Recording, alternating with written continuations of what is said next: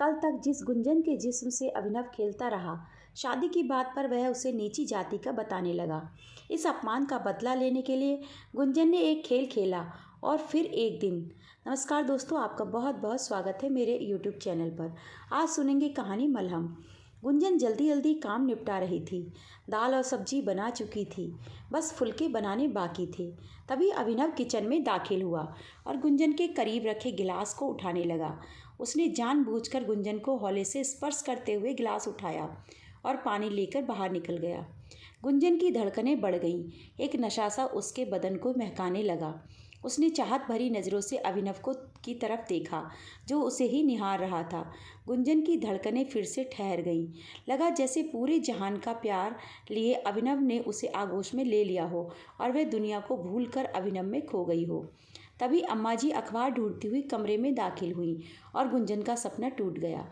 नजरें चुराती हुई गुंजन फिर से काम में लग गई। गुंजन अभिनव के यहाँ खाना बनाने का काम करती है। अम्मा जी का बड़ा बेटा अनुज और बहू सारिका जॉब पर जाते हैं। छोटा बेटा अभिनव भी एक IT कंपनी में काम करता है। उसकी अभी शादी नहीं हुई है और वह गुंजन की तरफ आकृष्ट है।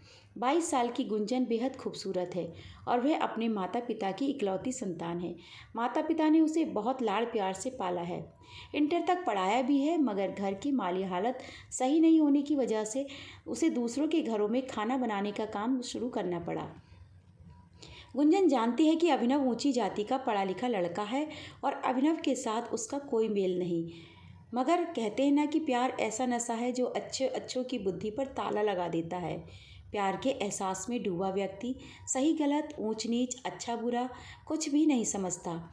उसे तो बस किसी एक शख्स का ख्याल ही हर पल रहने लगता है और यही हो रहा था गुंजन के साथ भी। उसे सोते जागते हर समय अभिनव ही नज़र आने लगा था। धीरे धीरे वक्त गुजरता गया। अभिनव की हिम्मत बढ़ती गई और गुंजन भी उसके आगे कमज़ोर पड़ती गई। एक दिन मौका देखकर अभिनव ने उसे बाहों में भर लिया। गुंजन ने खुद को छुड़ाने का प्रयास करते हुए कहा, अभिनव जी, अम्मा जी देख लिया तो क्या सोचेंगी? अम्मा सो रही हैं गुंजन, तुम उनकी चिंता मत करो। बहुत मुश्किल से आज हमें ये पल मिले हैं, इन्हें यूं ही बर्बाद न करो। मगर अभिनव जी, यह सही नहीं है। आपका और मेरा कोई मेल नहीं। गुंजन अब भी सहज नहीं थी। ऐसी बात नहीं है गुंजन, मैं तुमसे प्यार करने लगा हूँ। प्यार में कोई छोटा बड़ा नहीं होता। बस मुझे उन जुल्फों में कैद हो जाने दो। गुलाब की पंखुड़ी जैसे इन लबों को एक दफ़ा छू लेने दो। अभिनव किसी भी तरह गुंजन को पाना चाहता था। गुंजन अंदर से डरी हुई थी, मगर अभिनव का प्यार उसे अपनी तरफ खींच रहा था। आखिर गुंजन ने भी हथियार डाल दिए। वह एक प्रेयसी की भांति अभिनव के सीने से लग गई। दोनों एक दूसरे के आलिंगन में बंधे प्यार की गहराई में डूबते रहे। जब होश आया तो गुंजन की आंखें छलछला आईं। वह बोली, आप मेरा साथ तो दोगे ना? जमाने की भीड़ में मुझे अकेला तो नहीं छोड़ दोगे? पागल हो क्या? प्यार करता हूँ, छोड़ कैसे दूंगा? कहकर उसने फिर से गुंजन को चूम लिया। गुंजन फिर से उसके सीने में दुबक गई। वक्त फिर से ठहर गया। अब तो ऐसा अक्सर होने लगा। अभिनव प्यार का दावा करके गुंजन को करीब ले आता। दोनों ने ही प्यार के रास्ते पर बढ़ते हुए मर्यादाओं की सीमा रेखाएं तोड़ दी थी। गुंजन प्यार के सुहाने सपनों के साथ सुंदर घर संसार के सपने भी देखने लगी थी। मगर एक दिन वह देखकर भौचक्की रह गई कि अभिनव के रिश्ते की बात करने के लिए एक परिवार आया हुआ है। माँ बाप के साथ एक आधुनिक, आकर्षक और स्टाइलिश लड़की बैठी हुई थी। अम्मा जी ने गुंजन से कुछ खास बनाने की गुजारिश की तो गुंजन ने सीधा पूछ लिया, ये कौन लोग हैं अम्मा जी? ये अपने अभी को देखने आए हैं। इस लड़की से अभी की शादी की बात चल रही है। सुंदर है ना लड़की? अम्मा जी ने पूछा तो गुंजन ने हाँ में सिर हिला दिया। उसके दिलो दिमाग में तो एक भूचाल सा आ गया था। उस दिन घर जाकर भी गुंजन की आंखों के आगे उसी लड़की का चेहरा नाचता रहा। आंखों से नींद कोसों दूर थी। अगले दिन जब वह अभिनव के घर खाना बनाने गई तो सबसे पहले मौका देखकर उसने अभिनव से बात की। यह सब क्या है अभिनव? आपकी शादी की बात चल रही है। आपने अपने घर वालों को हमारे प्यार की बात क्यों नहीं बताई? नहीं गुंजन, हमारे प्यार की बात मैं उन्हें नहीं बता सकता। मगर क्यों? क्योंकि हमारा प्यार समाज स्वीकार नहीं करेगा। मेरे माँ बाप कभी नहीं मानेंगे कि मैं एक नीची जाति की लड़की से शादी करूं, अभिनव ने बेशर्मी से कहा। तो फिर प्यार क्यों किया था आपने? शादी नहीं करनी थी तो मुझे सपने क्यों दिखाए थे? तड़प कर गुंजन बोली। देखो गुंजन, समझने का प्रयास करो। प्यार हम दोनों ने किया है। प्यार के लिए केवल हम दोनों की रजामंदी चाहिए थी। मगर शादी एक सामाजिक रिश्ता है। शादी के लिए समाज की अनुमति भी चाहिए। शादी तो मुझे घर वालों के कहे अनुसार ही करनी होगी। यानी प्यार नहीं। आपने प्यार का नाटक खेला है मेरे साथ। मैं नहीं, केवल मेरा शरीर चाहिए था। क्यों, कहा था मुझे कि कभी अकेला नहीं छोड़ोगे? मैं तुम्हें अकेला कहाँ छोड़ रहा हूँ गुंजन। मैं तो अब भी तुम ही से प्यार करता हूँ। मेरी जान, यकीन मानो हमारा यह प्यार हमेशा बना रहेगा। शादी भले ही उससे कर लूँ, मगर हम दोनों पहले की तरह ही मिलते रहेंगे। हमारा रिश्ता वैसे ही चलता रहेगा। मैं हमेशा तुम्हारा बना रहूँगा। गुंजन को कसकर पकड़ते हुए अभि ने कहा। गुंजन को लगा जैसे हजारों बिच्छुओं ने उसे जकड़ रखा हो। वह खुद को अभिनव के बंधन से आज़ाद कर काम में लग गई। आंखों से आंसू बहे जा रहे थे और दिल रो रहा था। घर आकर वह सारी रात सोचती रही। अभिनव की बेवफाई और अपनी मजबूरी उसे रह रहकर कचोट रही थी।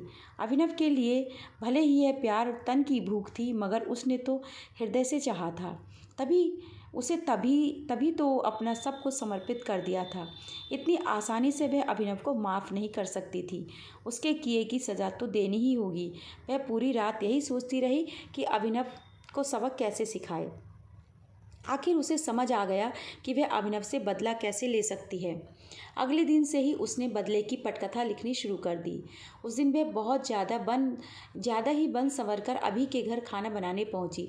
अभी शाम 4 बजे की शिफ्ट में ऑफिस जाता था। अम्मा जी हर दूसरे दिन 12 से 4 बजे के लिए घर से बाहर अपनी सखियों से मिलने जाती थी। पिताजी के पैर में तकलीफ थी, इसलिए वे बिस्तर पर ही रहते थे। 12 बजे अम्मा जी के जाने के बाद वह अभी के पास चली आई और उसका हाथ पकड़कर बोली, अभिनव, आपकी शादी की बात सुनकर मैं दुखी हो गई थी, मगर अब मैंने खुद को संभाल लिया है। शादी से पहले के इन दिनों को मैं भरपूर एंजॉय करना चाहती हूँ। आपकी बाहों में खो जाना चाहती हूँ। अभिनव की तो मन मांगी मुराद पूरी हो रही थी। उसने झट गुंजन को करीब खींच लिया। दोनों एक दूसरे के आगोश में खोते चले गए। बेड पर अभी की बाहों में मचलती गुंजन ने सवाल किया, कल आप सच कह रहे थे अभिनव, शादी के बाद भी आप मुझसे यह रिश्ता बनाए रखोगे ना? हाँ गुंजन, इसमें तुम्हें शक क्यों है? शादी एक चीज़ होती है और प्यार दूसरी चीज़। हम दोनों का प्यार और शरीर का यह मिलन हमेशा कायम रहेगा। शादी के बाद भी यह रिश्ता ऐसा ही चलता रहेगा, कहकर अभिनव फिर से गुंजन को बेतहाशा चूमने लगा। शाम को गुंजन अपने घर लौट आई। उसे खुद से घिन आ रही थी। वह बाथरूम में गई और नहाकर बाहर निकली, फिर मोबाइल लेकर बैठ गई। आज के उनके शारीरिक मिलन का एक एक पल इस मोबाइल में कैद था। उसने बड़ी होशियारी से मोबाइल का कैमरा ऑन करके ऐसी जगह रखा था जहां से दोनों की सारी हरकतें कैद हो गई थीं। यह काफ़ी देर तक का लंबा अंतरंग वीडियो था। 10 दिन के अंदर उसने ऐसे 3-4 वीडियो और शूट कर लिए।